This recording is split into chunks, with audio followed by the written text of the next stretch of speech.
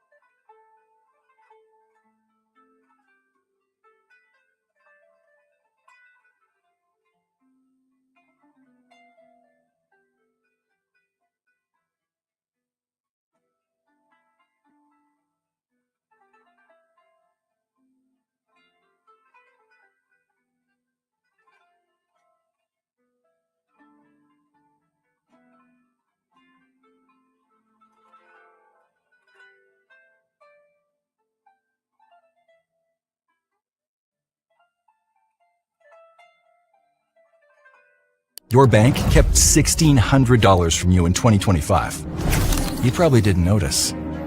Now multiply that by millions of Americans.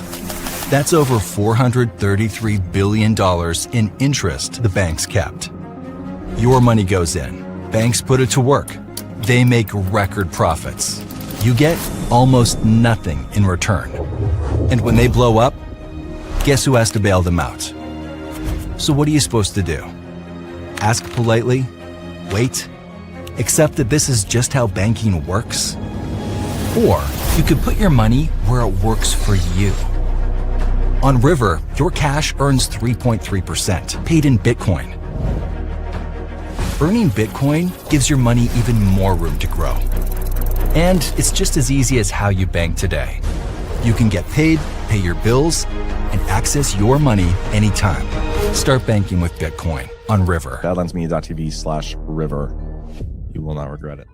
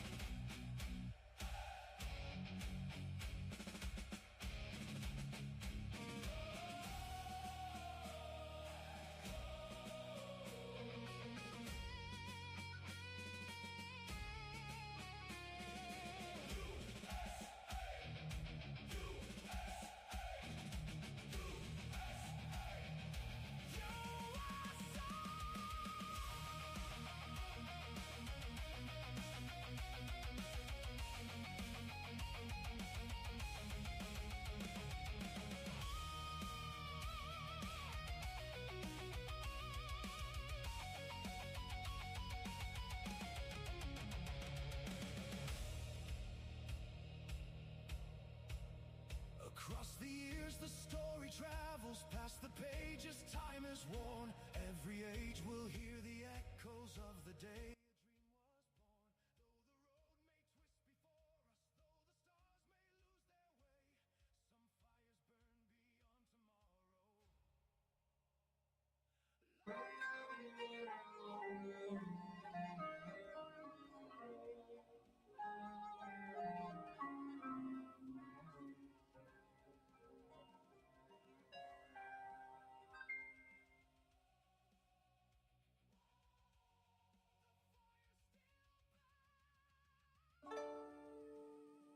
Howdy, Badlanders. Summertime is here. What have you got on? Does it support the parallel economy and your favorite brands like Badlands Media and Rise Attire? If not, then you need to come see us. Soak up some vitamin D in our premium tank tops for men and women, featuring newer versions of the Devolution design in black, red, white, even blue and green digital camo.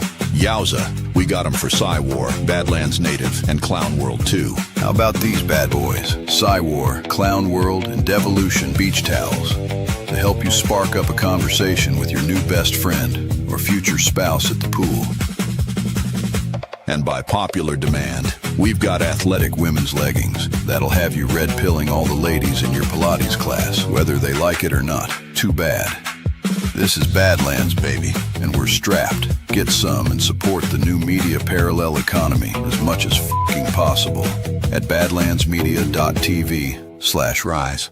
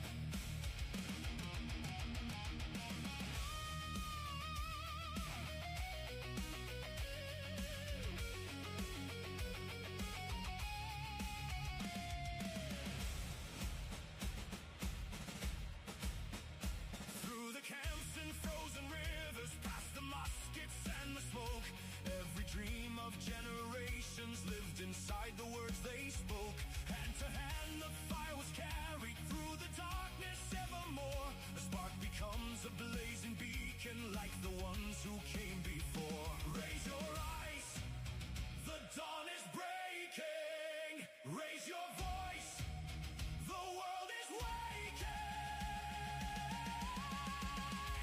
Raise the flame of revolution, let the old world hear us roar. Freedom rides on every heartbeat, marching louder than before. From the Delaware to glory, soft disclosure fans the flame.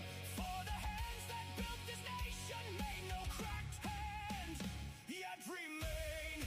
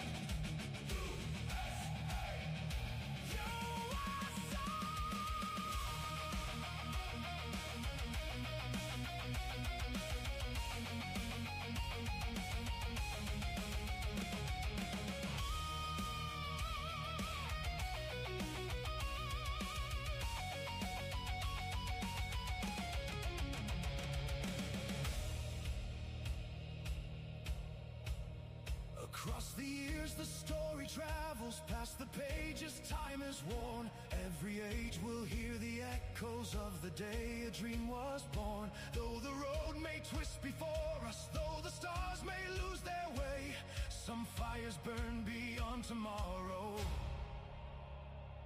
lighting every future day.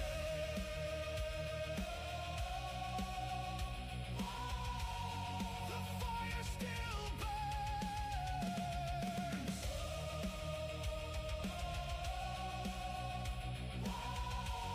The fire still burns.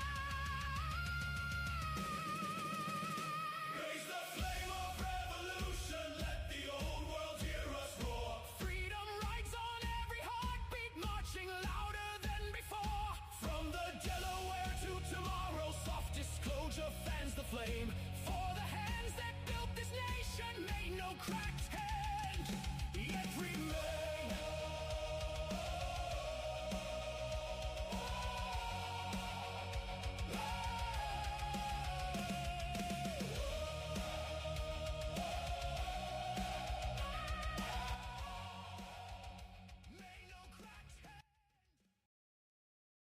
Also got All Good by our very own Jessica, who is awesome. All Good's lineup keeps getting bigger and better. And with the weird tick news lately, it's a perfect time to talk about Bug Out Balm. Nobody wants to feel like they need a hazmat suit just to go outside.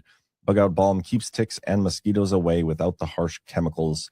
It's made with powerful natural oils like citronella, eucalyptus, and lavender that effectively repel bugs while nourishing your skin. That's the vibe at All Good. Everything is made with clean, organic ingredients that actually work. No fillers, no junk, no complicated routines. Just All Good. Whipped tallow, nourishing balm, serum, sunscreen, hair treatments. Your skin and hair will feel softer, healthier, and happier without all the chemical sludge clogging your pores and your counter. Check out badlandsmedia.tv/allgood. And while you're shopping, consider joining the new rewards program so you can earn points with every purchase and redeem them for discounts. Start earning today and make self-care great again while supporting Badlands Media. Visit badlandsmedia.tv/allgood. Use promo code Badlands.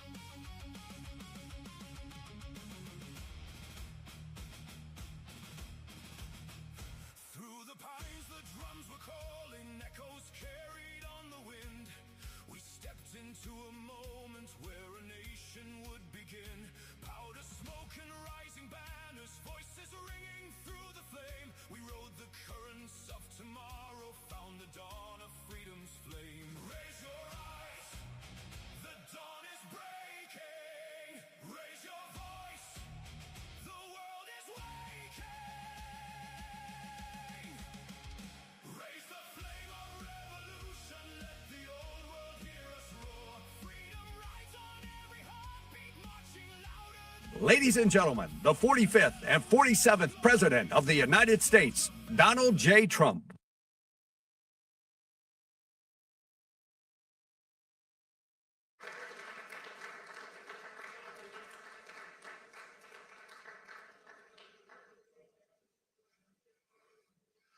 That's a lot of press. Wow. Well, it's important stuff. And you know, our team out here, well, they've all become stars, superstars actually.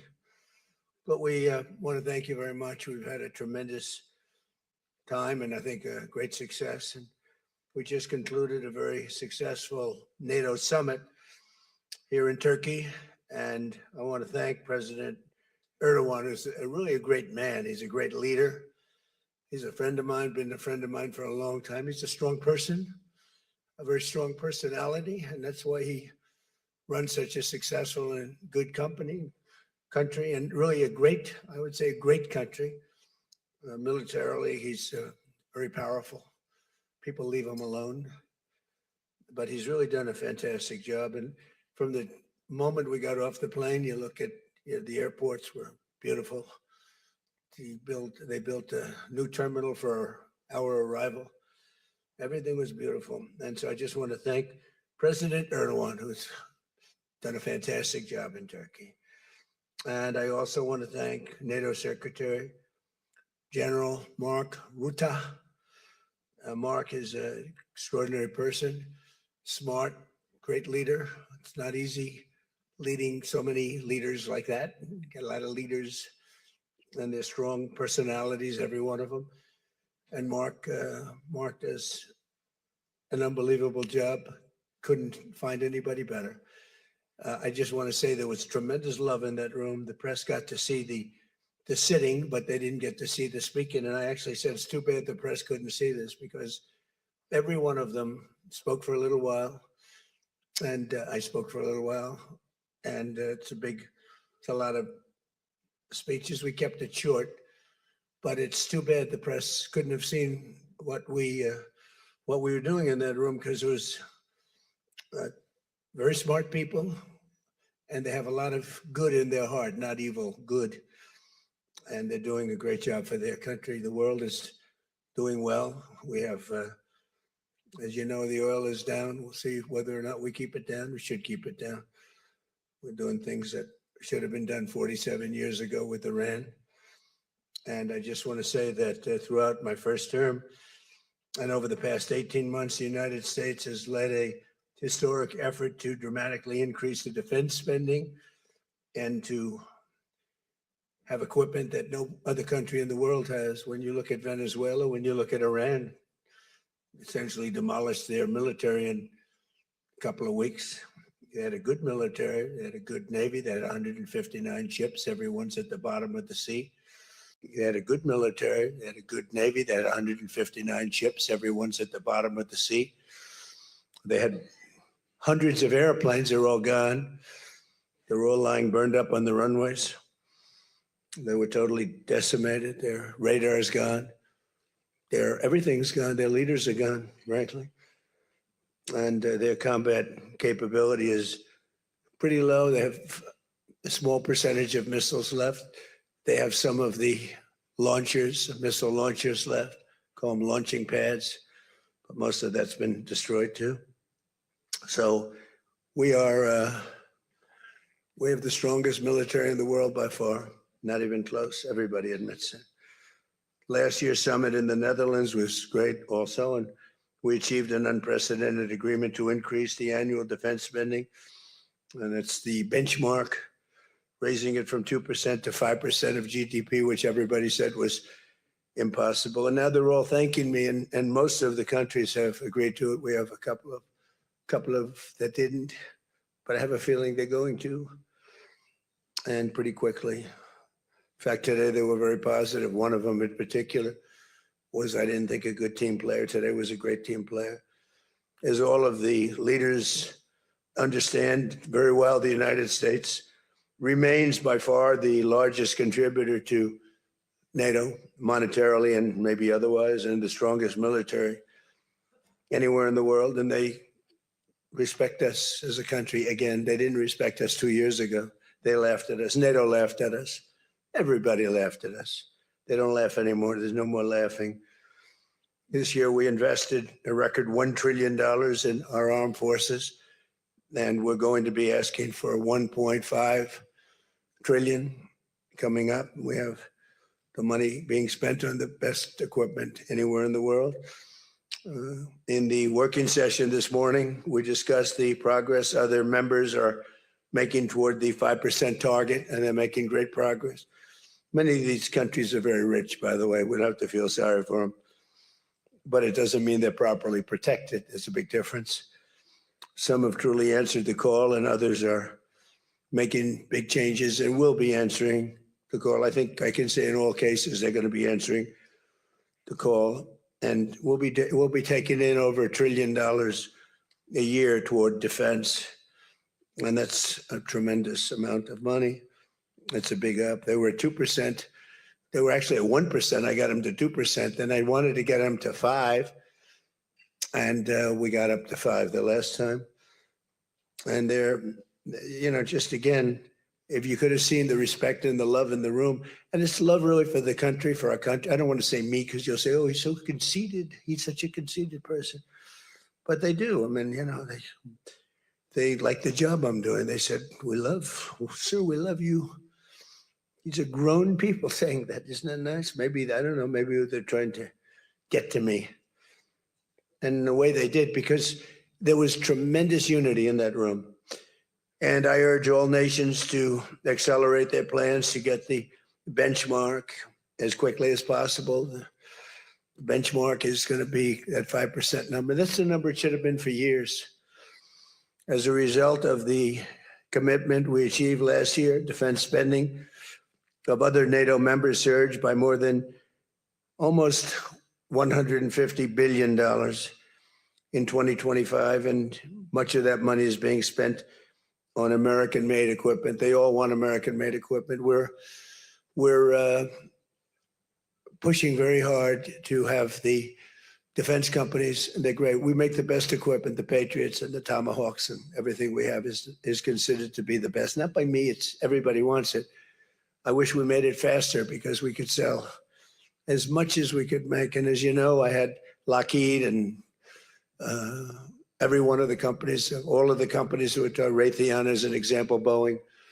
So many of those great companies are now building plants. They had big plants, but they were using them 24/7. I said, that's not the way to do it. You have to build more plants. You don't have to just go overtime. No tax on overtime. Remember that, please. No tax on overtime. Those people are happy. But they were doing literally 24 hours to get the Tomahawks done and the Patriots done and all of the other defensive and offensive equipment done. It's the most sought after equipment in the world. You saw that with Venezuela, where they had a lot of great equipment. It wasn't ours, and it didn't work. Our equipment works, but we have to produce it faster for other countries. For everybody, including ourselves, we have to produce it faster. So we think within a year and a half max, we'll be, instead of waiting for a year or 2 years, we'll be having it on a 2-week wait, maybe a 1-week wait. That's what I want. And it'll do really well. A lot of people are, just waiting. They're waiting. They want to get this defensive equipment, maybe in particular the defensive equipment, but offensive and defense. As much of that money is being spent on American-made equipment. That's the money that the European and Canada are spending, European countries mostly, and Canada. And they're spending that with the United States largely. And it's American-made, made in the USA, as we say. Weapons, munitions, supporting thousands of American jobs. This will increase. We have the highest number of jobs. Right now, we have the most people working in the United States that we've ever had in the history of our country. We have the biggest investment ever made, $19.2 trillion. That's 6 times more than we've ever had. Think of it, 6 times more. And what did that were tariffs. Without the tariffs, I think we would have done fine, like at about 2 or 3. The last administration had much less than 1 trillion invested for 4 years. We have 19.2 trillion invested in 1 year. We haven't gone into the extra almost a half a year, 1.5 years. Those numbers won't come out for a little while. So we have 19.2 trillion, not billion, not million, trillion with a T, invested in plants and equipment that's being built all over the country. Eli Lilly is building plants, big drug, Merck, all of them, the drug companies are building. The car companies are building like crazy. In fact, as you probably saw a big announcement yesterday, Toyota is leaving Mexico and they're going to build one of the biggest car manufacturing plants in the world in Texas. That's because of the tariffs, because we don't mind if you build in Mexico, but if you build in Mexico, you have to pay 25% tariff. If you build in Japan, or if you build in any place, now China is a much higher tariff. It's just 100% tariff because we don't want to lose our jobs. We don't want to have our workers lose their jobs. We have the largest number of plants being built for the most money ever in the history of our country. Car plants, AI plants, and all other plants, pharmaceutical plants, chips. We're not giving anything. All we're saying is, if you don't start, we'll give them 1.5 to 2 years to build their plant. If they don't have that, they have to pay 100%, 200%, even 250%. If they make a chip or if they make a car, if they make pharmaceuticals. So the pharmaceutical companies are moving in at record levels. There's never been anything like what's happening. Let me put it a different way, put it to you in a more broad fashion. There has never been anything like has happened with this country or any other country in the history of the world.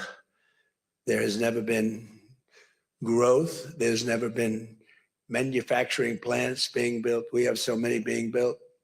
And in the big ones, like AI, some of the AI, we let them build their own electric plants. We force them to build. We don't want it because the old grid that we have wouldn't be able to supply. They need, just as an industry, more energy than the entire country produces right now, when you think of it, which is incredible. So take all of the energy that the United States produces and that one industry, which is so big, so powerful, it needs more than that. In fact, some people say almost double. So this was my idea. I said, you can never service that. You can't reinvigorate the grid. You can make it better, but nothing like that. You wouldn't be able to build. And we're leading China in AI, in just about everything. But we're leading China in AI. Even in TikTok, I was watching somebody say, oh, the TikTok deal, it's so bad because they say the deal was incredible, but they think the word that gets out is bad, except the numbers just came out and I'm #1 on TikTok and all I do is talk about communism, right? So it's sort of good. I used it to get elected too, but you have to get your word out. But the numbers came out just a little while ago and I was #1, some ridiculous number. I never heard of numbers like that, but #1. And all these entertainers are number 27, 29. It's crazy. I don't even understand myself, but that means that my word's getting out about how great our country is, how successful our country is, and how bad communism is, and how bad these lunatics are that are running for election that don't sound good, don't think good, and don't look good. I don't see any looker. I don't see anybody with the look. You need the look, I guess. You need something, but they don't have it. And I think they'll fade fast. And it's not social democrats. This is not a social, these are communists that are running. And they don't want God. They don't want successful things to happen for our country. They don't want to have a successful country. I think they're sort of crazy. As European nations rebuild their militaries, American equipment will be the largest beneficiary. The defense companies are going to be making most of that equipment. They want the American equipment because it works better. It's not a question of anything else. We make the best equipment in the world. And to that end, I provided other leaders with an update on the steps we're taking to rapidly scale up production in the United States. And they wanted to hear that because they don't really want to get it in 4 years, 5 years. They want to get it like in a week. And we'll actually be at a point like that in the not too distant future. with the plants that are being built. The defense plants, it's incredible. Lockheed is building, I think, 5. Some of them are building 3, 4, or 5, and they're big ones. It's going to quadruple the output we have with the munitions and the basic equipment itself, whether it's a Patriot or Tomahawk missile or any of the missiles that we make many missiles, different types, for different occasions. And just today at the summit, we announced $3 billion of new defense investments with U.S. companies. And Lockheed Martin will establish a world-class Patriot missile sustainment facility, a big deal in Europe. They're given a tremendous incentive by Europe to do that. All goes to the benefit of us and Europe because they're getting the best equipment. Northrop Grumman is moving forward with the sale of advanced American drone technology. We're actually the leader in drone tech. A lot of people don't know that. We have the most sophisticated drones in the world. And we're a real, I guess we're the leader, but we'll soon be the leader by many times over. And Lockheed and Rheinmetall are announcing a partnership to build the Army Tactical Missile Systems, which is a big deal. And Anduril is announcing a deal to build their new Barracuda missiles, which is a very highly sophisticated, fast missile. And we're doing that for Poland. Poland's doing very well, by the way, with a very, very good president, great president, I think. All of these agreements directly benefit the U.S. defense industry base. And what it really does is it means jobs. And again, I have to just say that when Toyota announced yesterday, I wasn't that surprised, but everybody wanted to get that. That's the largest, I think it's going to be the largest plant in the world, car plant. And they're moving into the United States. And again, they're doing that to avoid paying the tariff, because if you build your product here, you pay no tariff. If you don't, you pay a 25% tariff, depending, 35% sometimes 100%, 200%, depending on what the product is. As an example, we're doing great on steel because we charge tariffs. So now all of a sudden the steel industry, which was absolutely dead a few years ago, I revived it in my first term, pretty good. And then they blew it in the Biden term. What a shame. They just blew it right out the window. They had no idea what they were doing. And I quickly revived it at the beginning of this term, year and a half. And the steel business is through the roof. We don't even make aluminum anymore. Now we're going to have the largest aluminum plant in the world being built in Oklahoma. I love Oklahoma. 77 out of 77 counties, 3 times. And it's great. It's a great state. They're going to be building the largest aluminum plant in the entire world in Oklahoma, starting very soon. Over the course of the past 2 days, I had a number of excellent discussions with other leaders at the summit and held productive bilateral meetings with essentially all of them. We had dinner last night. Just about all of them were there. President Erdogan of Turkey, as well as President Zelensky. And he just came in, as you probably saw, had a little press conference. And also President al-Shara of Syria, who's doing an unbelievable job in unifying Syria. What a job he's doing. Syria was a mess with what happened with the previous government. You know that. Very dangerous place. And now it's just come together. He's done a fantastic job. People are talking about it. In every conversation, it was clear that America is back and we're stronger and bigger and better than ever before. We have more jobs, as I said, than ever before.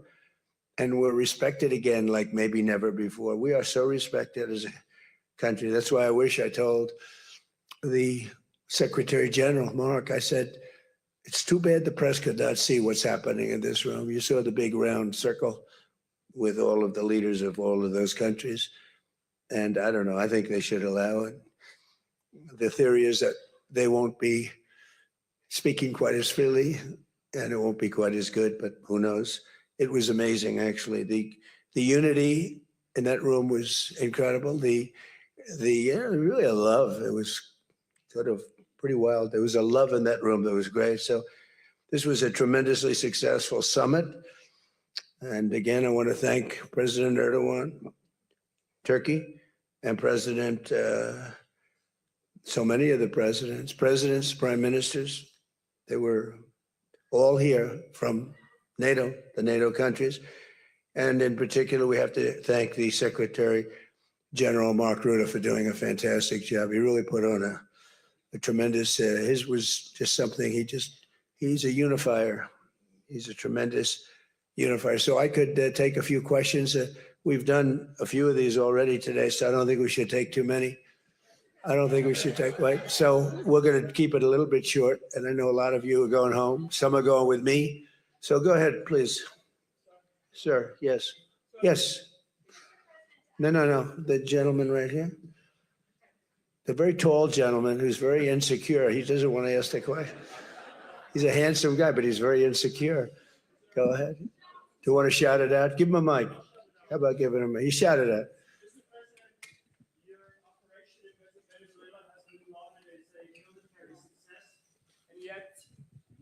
War seems to be a strategic dead end for you. Why are you apparently unable to end the Iran war? So I think we're doing just the opposite. The Iran war has been a tremendous military success. And, you know, I can only answer the question by saying they're not going to have a nuclear weapon. I think I was there for one reason, that Iran cannot have a nuclear weapon. I call it, we denuclearize Iran, and that's happened. They will never have a nuclear weapon. That stuff is so far down under a mountain. It's a granite mountain that collapsed on top of it. Take months to get it out. I think it's a tremendous success, Iran. And you see the oil prices are lower than they were when I started. And people like to say that, but look, they have no military left. Their Air Force is gone. As I said, their ships are gone. 159 ships are gone. They're at the bottom of the sea. Their radar is gone. Everything's gone. So when you say not a success, it's a tremendous success. The fake news likes to say how well they're doing. They're doing terribly. They have 350% inflation. When the war started, they had like 6%, 5%. They have, they want to make a deal, but they don't know how to make a deal. And then they go around shooting ships at night. I don't like that. You know, they're dealing with very fine people.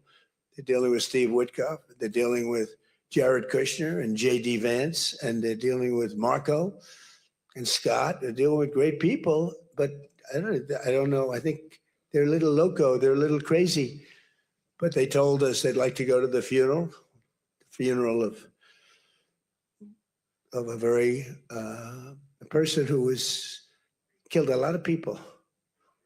Khomeini killed a lot of people over the years, and there for a long time. Don't forget, what we did should have been done 47 years ago. It could have been done any time within 40. This has gone on for, they were the bully of the Middle East.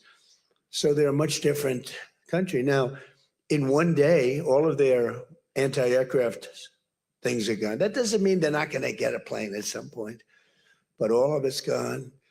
Everything's gone. Their leaders are gone.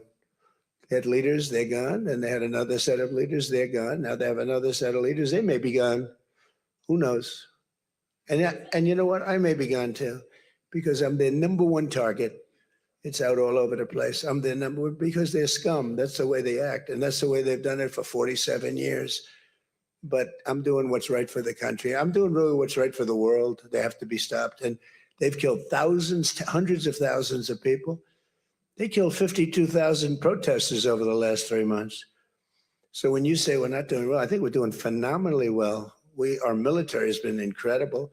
Plus, we had a blockade. Did we have a blockade? Did you ever see a blockade work that way? You know, for you that said we're not doing well there, we did great in Venezuela. That was a one-day war, and they're very good military. You know, it's a very military country. We took out one of the worst human beings in the world, Maduro, and he's in jail waiting for trial. But what he did to this country was incredible, including the fact not only the drugs, but he had people pour into the country from prisons. They opened up their prisons. They allowed them to come in. We're getting them out. We're getting them all out. But we have, with the Biden open border policy, with Kamala as your borders are. Remember, she was a borders up, but she never called Border Patrol, never once, and she never went to the border. The border was a disaster. Now it's fixed. It's fixed where we have nobody, and I don't do these numbers. 0 people come in through our border, through our southern border. 0.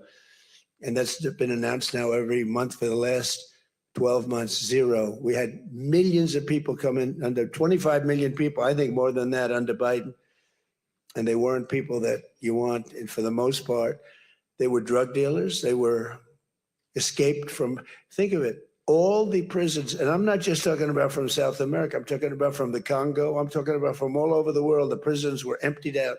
They were emptied out into our country. But they had the worst murderers. We had people allowed in our country that should never, and they walked in through an open border policy. And all I'm saying is that you're lucky we won this election. Yeah, please. Go ahead. Go ahead. No, yes, go ahead. Who you with? Why don't you say your name and who you're with? It's always helpful. Thank you, Mr. President, for doing this. Iris Tao with NTD, with a sister media with the Epoch Times. Okay. On communism, you've been issuing a wake-up call to Americans at home about the dangers of communism. And now you're speaking on the world stage. What's your message to people both living under communist and socialist regimes, but also people living under democracies like in Europe and America who might not have realized how close communism has come to home? Yeah, that's a great question, actually. But look, I want to get the word out because what's forming is communism in the country. And communism's easy to sell. I would be the greatest communist in history. I'd be right up there with Lenin. I'd be as good as anybody. You've got free rent for the rest of your life. What they don't say is that you'll be living in squalor in 12 months. You've got a free house. Would anybody like to have a free house? We'll take it away from somebody. We'll give it to you. You'll have murders all over the place. Communism's a disaster. It's been proven to be for thousands of years under different names, but same thing. It's very important. And you know, it's funny. One of the reasons I do so well with Hispanic people, I set a record, Republicans. I get great numbers for the election, helped me get elected in a landslide. The Hispanics, because a lot of them came from countries that were essentially communist. You know, whether you call them radical socialists or communists is not that much, but there's a little difference. When they say social democrats, we're social democrats, it sounds so nice. It's not nice, it's a very dangerous term. So I do talk about it, and I talk about it on TikTok, and I talk about it everywhere. I talk about it here. And you're right, it has become international, but it's never worked, and it's not gonna work. What is working is the United States. So think of it, we have more jobs than we've ever had. People are making more money than they've ever made. I'm talking about workers now, I'm talking about workers. They're making higher salaries than they've ever made before. It's just the best system, and it's got flaws, but everything's gonna have a little flaw, but it's been amazing. And when I watch what's happening, and I see these lowlifes getting, I mean, they're lowlifes. I watch them. I know good people. I know quality people. These are essentially lowlifes. And when I see what they're talking, I think they're very dangerous in many ways. And I've said it. And then I said, boy, that's a pretty big statement. Then I realized, you know, a couple of people said, I think you're probably right. I think this country, with this thing that's going around, is in more danger than it was during World War I, World War II. If you talk about September 11th, if you talk about Pearl Harbor, that was big danger. I think the concept of us going communist, because one thing that happens when you go communist, you never come back, never comes back. You die in squalor. You die a horrible death. You die in squalor, and it gets very evil and very nasty. Yeah, please go ahead. Mr. President, Tyler Pager with the New York Times. Last month, you said Iranian leaders were very rational people, nice people to deal with, strong people, smart people. Today, you said they were scum, sick people, and being led by sick people. What changed, and do you think— I got to know them. So I've said that about a lot. Now, when you say rational, I think they're much more rational than level 1, level 2. Level 1 is gone, level 2 is gone. This is level 3. I think they are more rational, but based on their actions over the last week or two, they're not doing a service to the people. And I think more than anything else is I got to know them, and I'm not sure I want to make a deal with them. We can play games, but I'm not sure I want to make a deal. I just finished the job. Yeah, please go ahead. Go ahead. Go ahead. Go ahead. Thank you, Mr. President. Steve Sedgwick from CNBC. The oil markets are up today around about 7% for WTI and Brent as well. The world is taking you at your word, sir, that the MOU is over, that the ceasefire is over. What happens next, sir? Are we on the cusp of a full-scale return to full conflict? I'll tell you what happens next. We're never going to see Iran have a nuclear weapon because that's much more important than the numbers you're talking about. The prices of oil are dropping like a rock. Now they'll be up a little bit, and this will end very quickly. We have an oil glut right now because we got all those boats out of the strait, and it's going to drop, and I've predicted everything. I've been right about everything, and I have been for a long time. That's how I got to be president 3 times. That's how I won 3 elections. I did very well in the second one, won it. It was a rigged election, but I've been right, and oil's coming down. Now, I have to make sure of one thing, that we don't have lunatics having control over nuclear weapons. So we have that now. There's no way they have a nuclear weapon. We have cameras, as an example, on the site that those beautiful B-2s at 1 o'clock in the morning 10 months ago blew up. They blew it up. We have cameras, that's called Space Force. They're in space. But we have cameras that can read the badge of the person going over to a site. Mohammed something. We say it's Mohammed something is there with shovels. Well, shovels won't get you there. The biggest machinery in the world probably won't get you there if you want to know the truth. It's way, way below. But we're watching that. And if anybody goes there, they get blown up. So nobody's going to touch that. Eventually, we'll take it. But what we do have is we have that. That's gone. If we wouldn't have had that, they would have had a nuclear weapon, and they would have wiped out Israel. If I weren't president, Israel wouldn't exist. And we did it 2 times. When the JCPOA, the Obama deal, when that was originally conceived, everything went to Iran. 1.7 billion in cash, hundreds of billions of dollars. They thought they could buy peace with these people. You can't do that. So the big thing we have is more important than anything we can talk about is you can't let lunatics have nuclear weapons. And we've stopped that. And that should have been stopped on a couple of other occasions too with different countries, but they didn't do that. Yeah, please.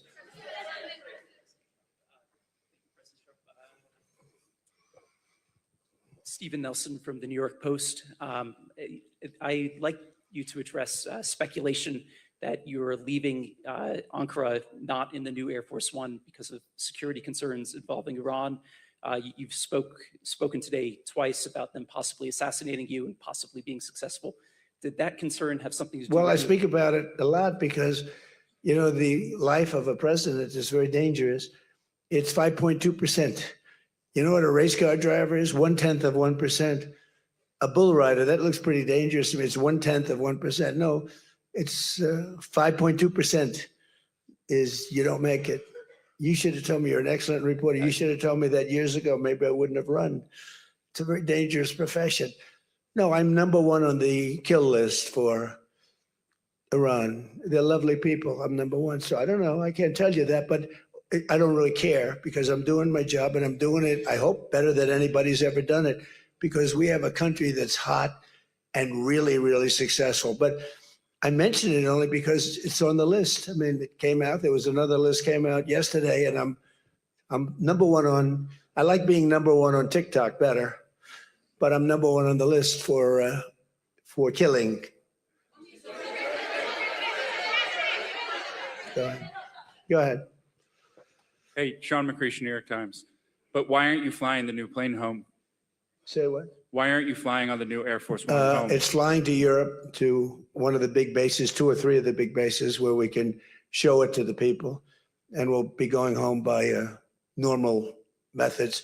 But we have it going to Europe to a couple of bases, actually 1 in particular, but it's going to go to a couple of bases, stop, so the soldiers can see it because it's truly magnificent. Yeah, please.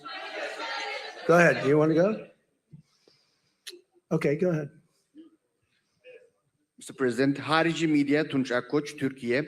Mr. President, it seems that the war with Iran may start again. What do you expect from your European allies? I don't think it's going to start again. I think it's going to go very quickly. They hit a couple of ships, and so we hit them much harder. When they hit, we hit 10 times harder. You know, we hit much harder than they do. We have a lot better equipment than they do. We may even, somebody asked before, do you think you'll hit them tonight? I said, we might. Yeah, we might. But when they hit, we hit. You know, it's what we use their language. We speak their language. No, I don't think so. I think anything that happens is going to be over very quickly, and we'll only make it safer, including for oil. Oil is going to be very free, very easy, and it's going to happen very fast. We have the Hormuz Strait. The boats have pulled out. I mean, there's a gusher of oil right now. We have a lot of oil. And no, anything that happens is going to happen very fast. We're not looking for long term. Okay, go ahead, Red. With MS Now, you said today that countries. You're with who? MS Now. MS Now. That's a failing network. Why would you want to work for them? MS Now. Can you imagine? They wanted to get away. They took the name NBC because they were embarrassed by it. Go ahead, let's go. When do you hear this question? You said today that countries like Spain, Italy, and the UK were not there for the U.S. and its war with Iran. Should those countries be attacked, will the U.S. be there for them? Well, I'll tell you what. Number one, Spain has been very bad, but you know Italy's been good, and almost all of the countries have been good. They just had a bad moment. They didn't help us. We didn't need the help, but if we would have wanted the help, I said, by the way, if I want help, Sir would rather remain on the sidelines, and I didn't like that answer. UK gave an answer that was sort of weirder than that. They went out. I said, would you like to help? They said, we do, but we want to wait till the war is over. This was not in the spirit of Winston Churchill. So, yeah, I mean, I'll tell you what, I can only say if there's one word that comes out of today, it's unification. I've never seen anything like it. Every one of those countries, they love us, they love each other. That was tremendous unification. It was a nice thing to say. And it was a very fair question, too. Yeah, green. Yeah, you're wearing green, right? Thank you, Mr. President. Eda Turul from Haber Global TV, Turkey. Mr. President, after your meeting with President Erdogan, can you tell us whether you and President Erdogan reach an understanding on Turkey's return to the F-35 program and the future of U.S.-Turkey defense cooperation? And do you believe U.S.-Turkey relations are entering a new chapter right now?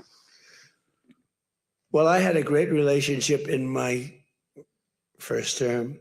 You remember Pastor Brunson, and he was put in jail for 35 years, and I called. He was an evangelical hero, actually, very good man. And I called President Erdogan, and he let him out. I didn't pay anything like Obama and Biden pay billions of dollars all the time. I never paid any for anybody. I just tell them, let him out, let him out. But in this case, I didn't say it the second way. I said it the first way. I said, look, he's a good man. He's highly respected in the evangelical, and I'd like you to let him out. And he was in my office, in the Oval Office the following day, Pastor Brunson. I had a great relationship.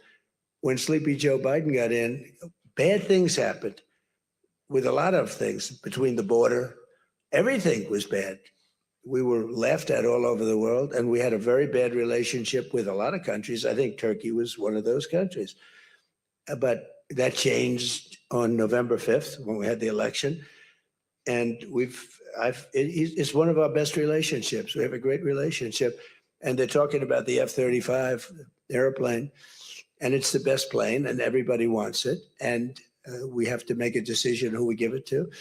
I mean, my inclination, because he stayed out of, he's not a huge fan of Bibi, and he's not a huge fan of Israel, but he stayed out of that war. He could have gone into that war very easily, and he didn't. At my request, he stayed out of that war. He's been a very good ally. I mean, Marco could tell you we have a very strong relationship with Turkey. You know, it's a very big country. It's a very powerful militarily. It's the second most powerful country in NATO. It's a NATO country. So whether or not we do that, I haven't totally made up my mind. But my inclination is to say, look, he's done everything. He's helped us in so many different ways. And you know who else has been good to us? China. China never came into the war. They get 50% of their oil from Hormuz Strait. They never came into the war. They never said, I'm going to send a ship in 5 destroyers along each side of the ship. They never did. No, President Xi's been great. Everyone's been sort of great, to be honest. You know why? Because they respect our country again. They laughed at our country. They thought we were a bunch of fools. They saw a president that couldn't talk, he couldn't walk. He was a disaster.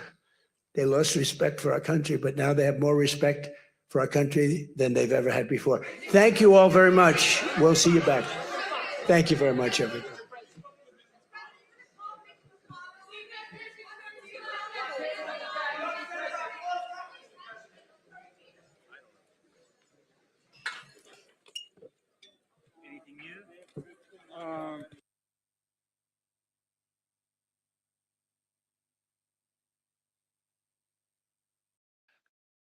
Thank you so much for joining us, and don't forget to hit the thumbs up on this video. And a special thank you to all of our advertising partners. Please remember to shift your dollars to support those businesses that support Badlands Media.